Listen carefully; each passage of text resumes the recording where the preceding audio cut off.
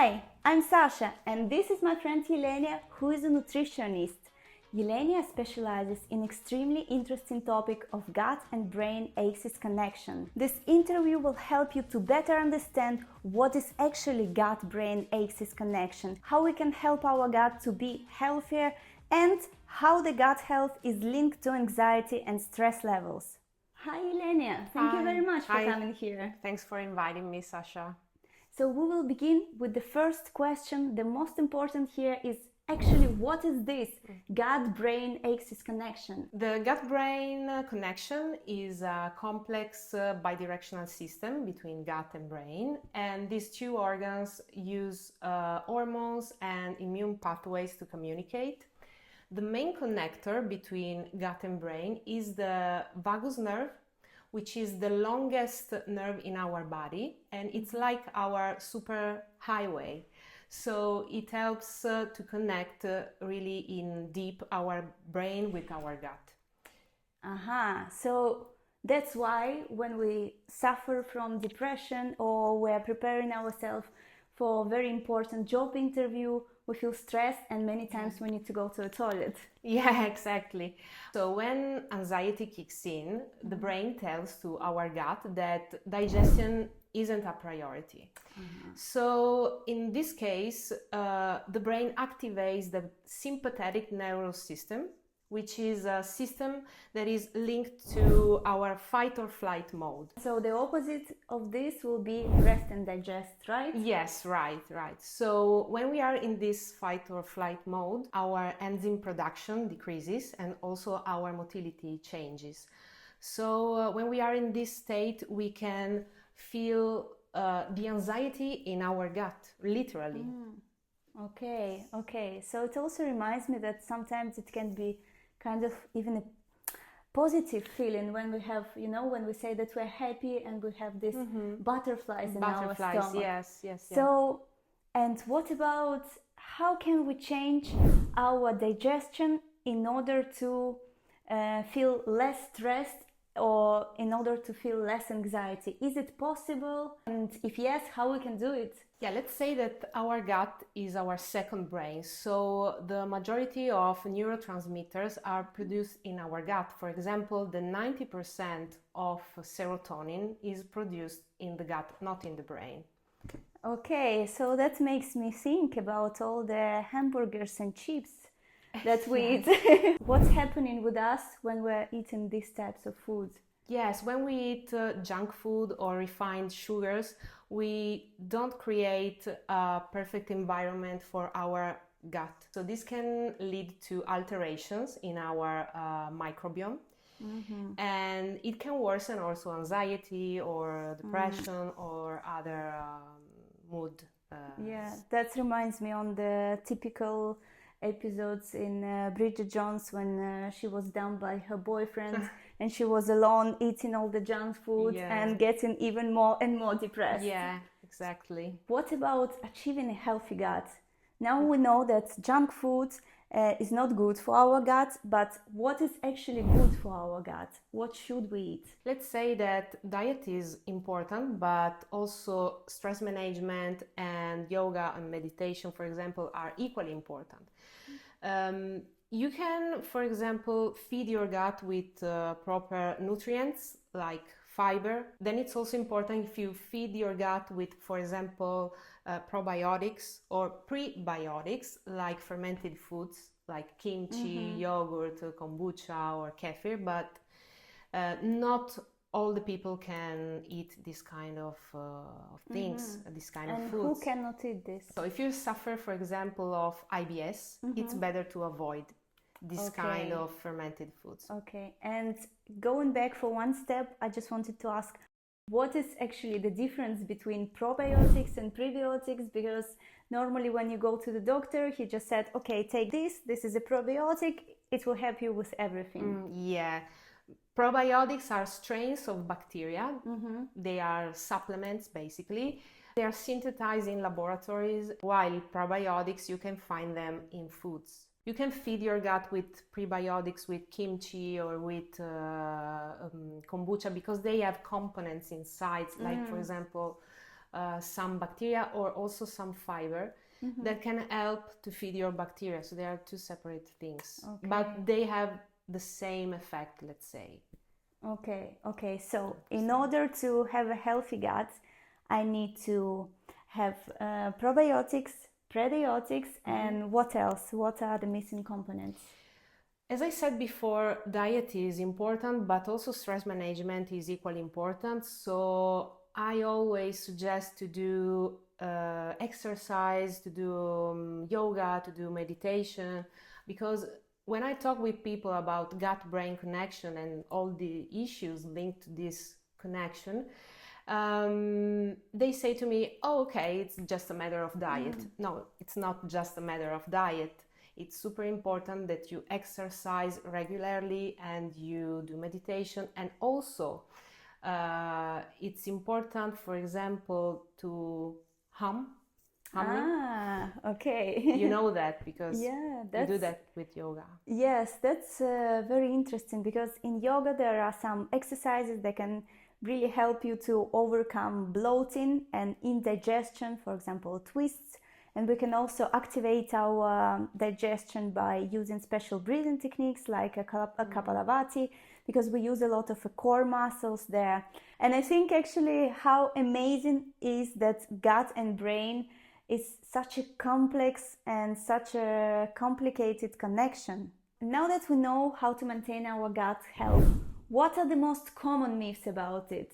Oh, there are too many. Okay, and what are the most common of the most common myths? Yes, first I can debunk one myth, which is all probiotics are the same. Okay, so they are not. They are not. They Okay. are not. And what works for me maybe doesn't work for you. Okay, that's such a pity, because how can I know which probiotics do I need? You can do, for example, some tests, some microbiota tests first, and then you can go to a doctor, to a registered dietitian who can make an assessment. But it's not so easy to understand what kind of probiotic you can take. It's not so easy, so they are not the same. Okay, so it's not about guessing, going to pharmacy and asking whatever probiotic they have there. No. Okay, that's actually very, very interesting. Yeah. I didn't know about it before. And another myth is the idea of detox. So there are a lot of detox diet on the internet, but our body has its own detox systems like liver and kidneys. So most diets are scientifically supported. If we want to use the word detox, let's say that you can detox your body avoiding refined sugars and junk food, so you can feed your gut properly. You can detox your gut in this way. And that makes me think about, what if we just support our liver and we support our internal organs in order to detox themselves? Can we do it? Can we just support our liver so it will detox better? We have our own detox systems. So, of course, you can avoid smoking, you can avoid, as I said before, refined sugars or junk food. But, for example, if you eat fried food, it's better if you eat, for example, fried vegetables with extra virgin olive oil.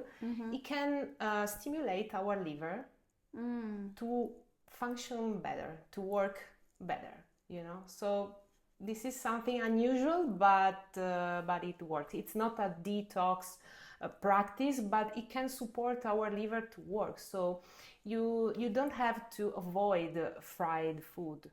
Fried vegetables, it's better than fried chips. Maybe it's a little bit different, but okay. And I also have this question about the detox, because basically it's like various days that you stay there drinking only juices. And I was thinking, oh my God, this is a bunch of sugar.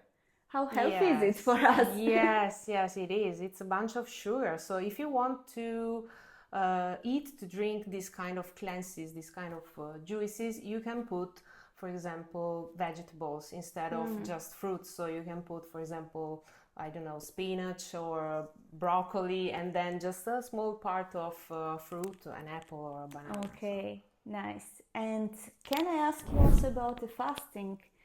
Do you know something about it? Is it healthy? Is it not healthy? How many days it's healthy? Yeah, it's not for everyone. So, for example, if Okay. you're suffering from some heart diseases, it's better not to do it. But let's say that it's a kind of reset practice for our body. What happens is that sugar levels goes down, and in this way your mood is improved and you can have a mental clarity, and basically it's just a matter of blood sugar levels. So it can help to decrease this glycemic, curve, and this way you can feel better, have more energy, and also you can have better mental clarity. Okay, so I myself practiced it 2 times in my life. The first time it was 36 hours, the second time it was 24 hours, and I can tell that the first time it was really hard, and I also felt quite low. But what kind of fast did you do? Did you drink just water? Yes, just water for 36 hours. 36 hours. Yeah. So it's a little bit, it's too much. It's too much. You can start with 16 hours, for example. You can skip dinner. Okay. Yeah, this is the thing that I do on a regular basis, intermittent fasting. Yes, for me. If it's the first time, don't do the 36 hours, please. Okay, so now that it's all clear about our gut health, about nutrition, about the connection between gut and brain, I have maybe the last question. It's just like the very curious topic that I read about on internet. It's about the fecal transplantation. Like, what is this? And this sounds extremely strange. It's a new frontier, and let's say that fecal transplantation was born to treat Clostridium, which is an infection, which is a gut infection. So it can help also to improve mood, but it's a new frontier, so there are ongoing researches on this topic. So it's not so clear to 100% whether it's going to work or not going to work to people who don't have this disease, for example. Yeah, it's useful for the treatment of some gut infections like Clostridium, but we don't know too much about it. So no prescription of this from your doctor? No, it's also an invasive practice. Okay. So... Okay, that's interesting. You can take care of your gut just with diet, with stress management, with exercise, with yoga, with meditation, with chanting, with humming. So first, easy things. Okay. So thank you very much, Ilenia, Thanks to you. answering all my questions. And actually now I have a lot of information to digest about this gut-brain axis connection. And yes, thank you very much for watching. Please let me know in the comments below if you're interested in this topic and what questions would you like to ask to Ilenia. Goodbye. Bye.